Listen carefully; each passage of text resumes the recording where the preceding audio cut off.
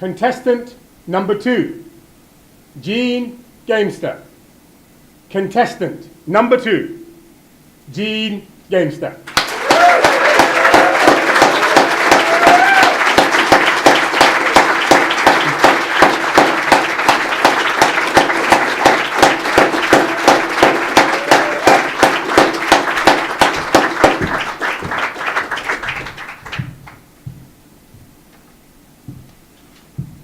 With great power comes great responsibility. Fellow Toastmasters, very welcome guests, and Samir Malak, our hero today, told us about heroes. He told us about superheroes, and in that, he had a massive responsibility to show us what we can do with our powers. He hooked us with the use of language that was marvelous. He gave us marvelous at the beginning, he gave us Marvel comics in the middle, and he gave us marvelous at the end. And actually, just a bit of marvelous all the way throughout.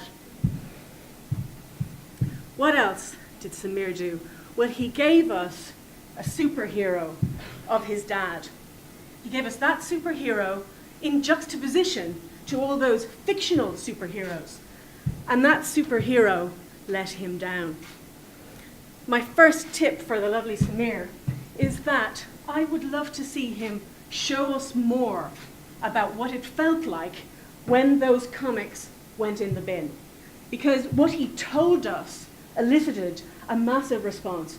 Oh, we all went. Can you imagine if he had shown us that young man, so small, so vulnerable, watching that stuff go in the bin? That's what I want to see from Samir, to really bring that experience to life for us so that we can see how important our responsibility is every time we do something when we are a hero to someone. With great power comes great responsibility, and to stand on this stage, no matter what we're doing, and especially in evaluation speech, I want to think about the content and who it's landing with. So my second tip for Samir is this.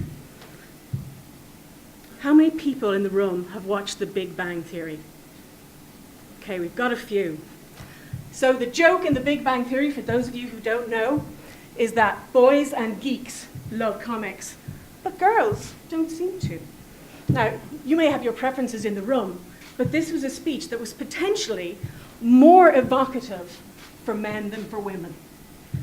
And with great power comes great responsibility. There is research that shows that by the time a child reaches the age of 10, they will have seen a multitude of male heroes and a fraction of female ones. So give me more female heroes in a speech about heroes. Fellow Toastmasters, it's a beautiful speech. It was genuinely marvelous, and I really enjoyed it. And actually, I did have my own heroes because when I was a kid, I lived in Canada and I had Sesame Street every day. It was cool. So I was happy, and I think you all were too. It was a lovely speech, evocative and powerful, and just a few little tweaks, Samir Malak, and you will be even more marvelous, my hero.